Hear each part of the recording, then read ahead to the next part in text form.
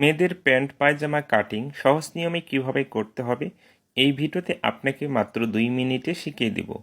প্যান্টটি কাটিং করার জন্য এইখানে আমি কাপড় নিয়েছি 2 গজ 4 গিরা। কাপড়টি ফার্স্ট টাইমে আমাদেরকে ওপেন করে নিতে হবে। এইভাবে কাপড়টি ডাবল ভাঁজ থাকবে, তাই না?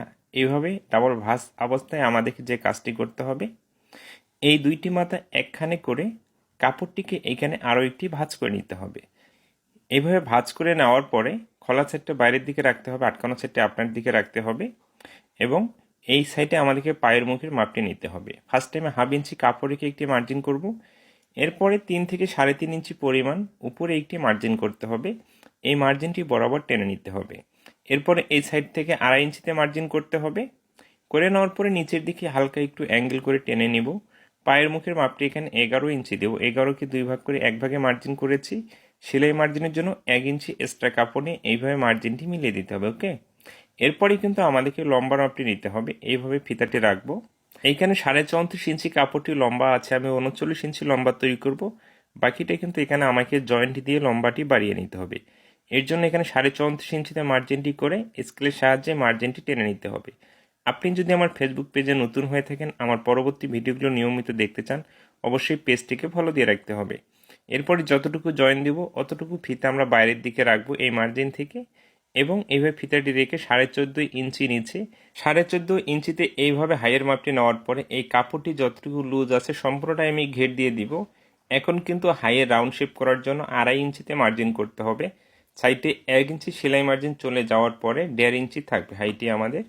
তো এতটুকু মার্জিন টেনে নেওয়ার পরে এইখানে হাইয়ের জন্য রাউন্ড শেপটি করে দিতে হবে এবং আমরা যে হাইয়ের মাপটি নিয়েছি এই মাপটি বরাবর এইভাবে টেনে নিতে হবে এবং পায়ের নিচে যে মার্জিনটি করেছি সেই মার্জিনটির সাথে আমাদেরকে সুন্দর করে স্কেলের সাহায্যে মিলিয়ে দিতে হবে।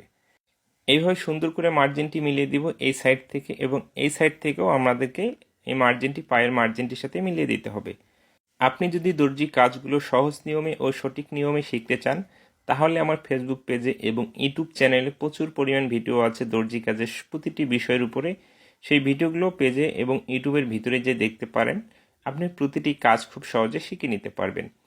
এইভাবে মাপ ও মার্জিনগুলো করে নেওয়ার পরে এই মার্জিন অনুযায়ী এখন আমাদেরকে প্যান্ট সিস্টেম সালোয়ার পায়ের অংশগুলো কাটিং করে নিতে হবে। ওকে, আমি দেখিয়ে দিচ্ছি। এখান থেকে কাটিং করে নিতে হবে এই সাইড থেকে। এরপরে টুকরো কাপড়টি আমরা ওইখানে রেখে দিব। এই সাইড থেকেও আমাদেরকে সোজা করে কাটিং করে নিতে হবে এবং হাইয়ের অংশটি এখন কাটিং করে নিতে হবে। আপনি যদি এই ভিডিওটি এখন দেখতে সময় না পান, পরবর্তীতে আবারও দেখতে চান, আপনি আপনার আইডিতে বা যে কোনো গ্রুপে অ্যাড থাকলে আপনি শেয়ার দিয়ে রাখতে পারেন। পরবর্তীতে কিন্তু আপনার সময় অনুযায়ী আপনি দেখে এই প্যান্ট সিস্টেম সালোয়ারটি খুব সহজে আপনি কাটিং করে নিতে পারবেন। এইভাবে পায়ের অংশটি কাটিং করা কমপ্লিট হয়ে গেলে আমাদেরকে উপরে যে জয়েন্ট দিয়ে আমাদের প্রয়োজন অনুযায়ী লম্বাটি তৈরি করতে হবে। দেখুন, এইভাবে আমরা কোমরের মাপ অনুযায়ী কাটিংটি করে নিব। নেওয়ার পরে এইখানেও কিন্তু কাপড়টি শর্ট পড়বে, এই জন্য কী করতে হবে, এইখানেও জয়েন্ট দিয়ে আমাদের মেজারমেন্ট অনুযায়ী তৈরি করতে হবে। আপনার যতটুকু লম্বা প্রয়োজন এলাস্টিক ভাঙার কাপড় এবং নিচে মুড়িয়ে সেলাই দেওয়ার কাপড় বাদ দিয়ে ততটুকুই নিতে হবে। কাপড় যদি শর্ট থাকে তাহলে উপরে আপনি এইভাবে জয়েন্ট দিয়ে কাটিংটি করবেন। আশা করি একটি প্যান্ট সিস্টেম সালোয়ার কাপড় শর্ট থাকলে কীভাবে জয়েন্ট দিয়ে কাটিং করতে হবে, তৈরি করতে হবে, আপনি এই ভিডিও থেকে শিখতে পেরেছেন বা বুঝতে পেরেছেন। এই অবস্থায় কিন্তু প্যান্ট সিস্টেম সালোয়ারটি কাটিং করা কমপ্লিট। ভিডিওটি ভালো লেগে থাকলে অবশ্যই কমেন্টের মাধ্যমে মতামতটি জানিয়ে যাবেন। ভালো থাকবেন।